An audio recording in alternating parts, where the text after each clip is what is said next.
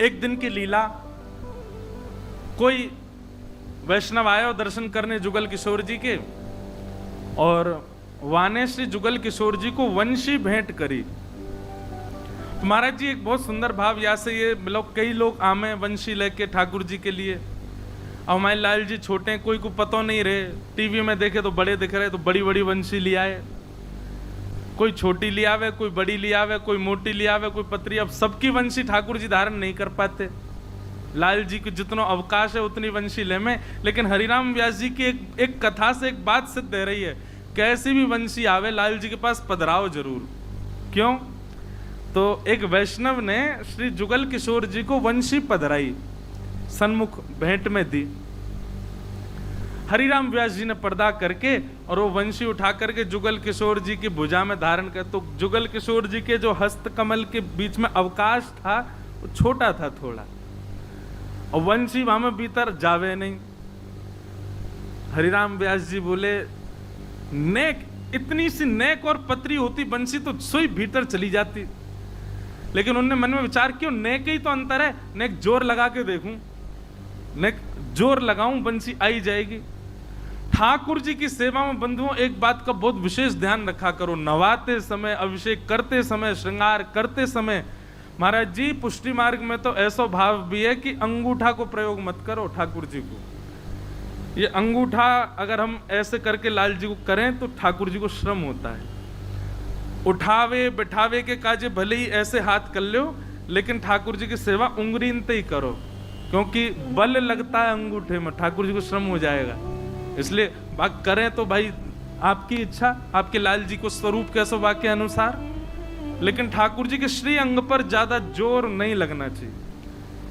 कई लोग ठाकुर जी को मुकुट उकुट नहीं आता तो ऊपर से यूं दबा में, ठाकुर जी कहते लग गई, बेचारे कहा करे। लेकिन हरिराम व्यास जी की एक लीला सुनो। आहा, हरिराम व्यास जी ने जोर लगाया कि बंसी भीतर जाए। जैसे ही महाराज जी जोर लगाया, श्री जुगल किशोर जी के यहां से रक्त निकलने लगा। ओहो, वो देख करके तो व्यास जी को इतनी वेदना हो गई, तुरंत गए, रुई का फुआ लेकर के आए, घी लगाया, व्यास जी के हाथ पर जुगल किशोर जी के हाथ पर लगाने लगे। नेत्रों से रोते ही जाएं, बार बार चरणन में जय जय क्षमा कर दो, जय जय मुझसे अपराध है गयो। अब देखो, व्यास जी से सीखो। जैसे ही बोध हुआ चित्त में कि मैंने अपराध किया है, तो प्रायश्चित्त के लिए एक स्वयं को दंड भी दिया। क्या दंड दिया? कि अब मैं नित्य सवेरे श्रृंगार करके जुगल किशोर जी को सजा करके बालकों से कहूंगा कि सेवा करो, और मैं वृंदावन की साय सूर्य अस्त तक परिक्रमा ही लगाता रहूंगा, वृंदावन की परिक्रमा लगाऊंगा। ये मेरे को दंड अपने आप को दिया उन्होंने। मैंने जुगल किशोर जी को श्रमित कराया। सुबह भोर में मंगला आदि करके श्रृंगार करके और श्री हरिराम व्यास जी निकल जाते और पूरे दिन वृंदावन की परिक्रमा लगाते, कुछ अन्न जल कुछ ग्रहण नहीं करते, और सूर्य अस्त जब तक नहीं हो जाता तब तक वृंदावन की परिक्रमा ही करते रहते और रोते रहते, क्षमा मांगते रहते, ठाकुर जी से मैंने अपराध कर दिया, मैंने लाल जी के लगा दे। एक ही दिन हुआ था दंड का पालन करते हुए, बहुत ध्यान से सुनो, केवल एक ही दिन हुआ था दंड का पालन करते हुए। अगले दिन व्यास जी ने श्रृंगार किया। अब वंशी जो नई वाली थी उसको तो दूर ही रखते थे, बोले ये तो लाल जी के पास ही मत लाना, इससे श्रम हो गया था। श्रृंगार करके पुत्र से बोले अब तुम सेवा करो, मैं जा रहा हूं परिक्रमा निकल। दूसरे दिन जैसी सेवा में आप परिक्रमा के लिए गए, शाम को लौट करके आए, जुगल किशोर जी का दर्शन किया, तो श्री जुगल किशोर जी ने वो बड़ी वाली वंशी वो हाथ में धारण कर रखी और मुख पर धारण करके खड़े। आपने जैसी वंशी देखी, बोले ये तो बड़ी वंशी है, ये तो वही वंशी है जो कहीं ऐसा तो नहीं पुत्र ने जबरदस्ती श्रम करके लगा, और ज्यादा दंड लग जाएगा मुख। भीतर गए, पर्दा करके जुगल किशोर जी की वो, अब जैसी वंशी निकाली वो बड़ी सहज से बाहर आ गई, बड़ी सहज से हाथ में चली गई। बोले वादना मैंने धराई, तब तो ये भीतर ही नहीं जा रही, अब तो बड़ी सहजता से ठाकुर जी धारण कर रहे हैं। इतने में श्री जुगल किशोर जी बोलन लगे। अब बोलते भाई बोले अब बंसी तो छोटी बड़ी है ना सके, मैं तो मोटो और पतलो है सकूं, या हमारे मैंने पतलो है गो और या बंसी को धारण कर लियो। हे व्यास जी, अब तुम अपने आप को दंडित मत करो, मैंने बंसी धारण कर ली है। और आज भी श्री जुगल किशोर जी वही बंसी धारण करते हैं। ठाकुर जी बोले बंसी तो छोटी बड़ी ना होगी, मैं तो छोटो मोटो है सकूं, तो मैंने बड़ो है गो, बंसी पकड़ ली मैंने। जुगल किशोर जी के इतने श्री हरिराम व्यास जी रात भर रोते रहे लाल जी के सन्मुख। जय जय, आपने कैसी कृपा की, कैसा अनुग्रह किया। बड़े आनंद में श्री हरिराम व्यास, कल पुत्री का विवाह का प्रसंग तो आप सबने सुना ही था। अब महाराज जी एक बात और मैं बताना भूल गया कल, कि जब पुत्री का ब्याह हुआ तो पहले ही मना कर रहे थे व्यास जी, तो काय को ब्याह कर रही है, संसार में पड़ जाएगी, वृंदावन छोड़ के जाना पड़ेगा, भजन कर। लेकिन पुत्री का ही मन था ब्याह करने का, तो ब्याह हो गया। अब ब्याह होने के बाद जब विदा होने का समय आया, बुंदेलखंड से आई थी बारात, किसी राजा के पुरोहित का बेटा था जिससे ब्याह हुई थी। तो जैसी बारात जाने लगी, श्री हरिराम व्यास जी बहुत रोए। पुत्री आकर के गले लग गई, बोले पिताजी आप मत रोइए, मेरे वो तेरे बेरे में नहीं रो रहा मैं, तू वृंदावन छोड़ के जा, कितना अभाग्य तेरा, दुर्भाग्य, तू वृंदावन छोड़ के जा रही है। महाराज पुत्री बोली कैसे पिता है आप, आपको मेरे जाने का बिल्कुल, वो तेरे जाने का काश्रम को, लेकिन मुझे ये लग रहा है तेरा कितना बड़ा दुर्भाग्य कि तेरे परिवार को वृंदावन वास मिल गया, तो फिर भी सब छोड़ के जा रही है। मधुकर शाह जी राजा ओरछा के वहीं खड़े थे। आपने जब ये बात सुनी तो आपने आकर के कहा, दोनों के पिता को बुलाया, लड़का के पिता को और हरिराम व्यास जी को, और कहा कि देखिए हमारी एक इच्छा है। क्या? हम अपने ओरछा राजभवन की ओर से वृंदावन में एक सुंदर कुंज बना करके आपकी पुत्री को भेंट करना चाहते हैं, और हमारी भावना ऐसी है कि आपके जवाई और पुत्री ये दोनों वृंदावन में ही रहें। हरिराम व्यास जी तो नृत्य करने लगे, बोले जय हो जाओ, यहाँ से बढ़िया का होएगो, यहीं घर बनवा दो, यहीं रहने दो। और महाराज हरिराम व्यास जी ने अपनी जिद पे अपने जमाई घर जमाई बना दिए, वृंदावन में ही रखे, वो जान नहीं दिए वहां से, बरा वो विदाई नहीं होने दी बेटी, बोले वृंदावन छोड़ करके मत जाओ, एक बार वृंदावन मिल गया तो भैया या वृंदावन में ही रहो। कल वो पद में स्मरण कर रहा था, जिस पद की कृपा से हमको वृंदावन रसामृत पद मिला, श्री हरिराम व्यास जी गा रहे हैं, आज उसको गाओ।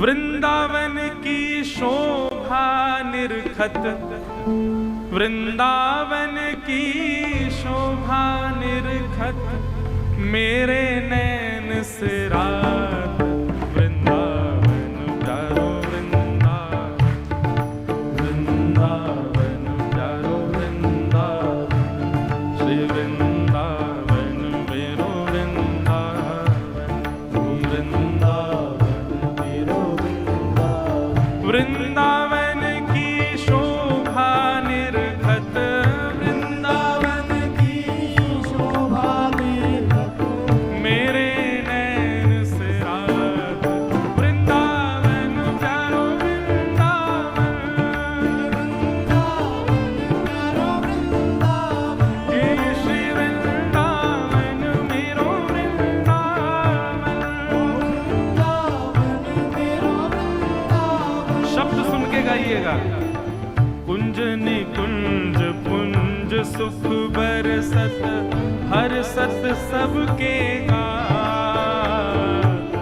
कुंज निकुंज पुंज सुख बरसत, हर सत सबके गात, हाँ हर सत सबके गात, तारे हर सत सबके गात। ओ वृंदावन की शोभा निरखत, वृंदावन की शोभा निरखत, प्यारे वृंदावन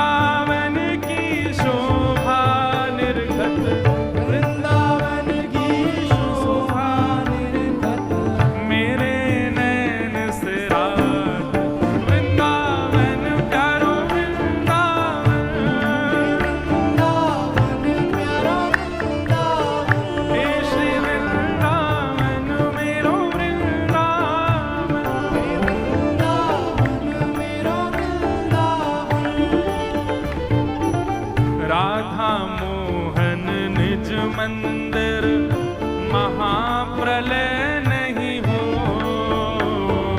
राधा मोहन के निज मंदिर महाप्रलय नहीं। श्री हरिराम व्यास जी कह रहे हैं वृंदावन में कभी प्रलय नहीं होता, पूरा विश्व प्रलय के समुद्र में डूब जाएगा, वृंदावन कभी नहीं डूबेगा। राधा मोहन के निज मंदिर महाप्रलय नहीं जात, राधा मोहन के निज मंदिर महाप्रलय नहीं जात। क्यों? ब्रह्मा ते उपजो नाही, ब्रह्मा ते उपजो, ब्रह्मा ते उपजो नाही, ब्रह्मा ते अखंडित कबहु न साध, वृंदावन प्यारो वृंदावन, हे श्री वृंदावन मेरो वृंदावन, ब्रह्मा ते ये उपजो नाही, ब्रह्मा ते ये उपजो नाही। ये इसी पंक्ति ने हमको शब्द दिया, ब्रह्मा ने नहीं बनाया है वृंदावन। तो ओ श्यामा हृदय कमल सो प्रगटो, श्यामा हृदय कमल सो प्रगटो, और श्याम हृदय कुभार, वृंदावन प्यारो वृंदावन, प्यारो वृंदावन, हे श्री वृंदावन मेरो वृंदावन, श्री वृंदावन धाम की।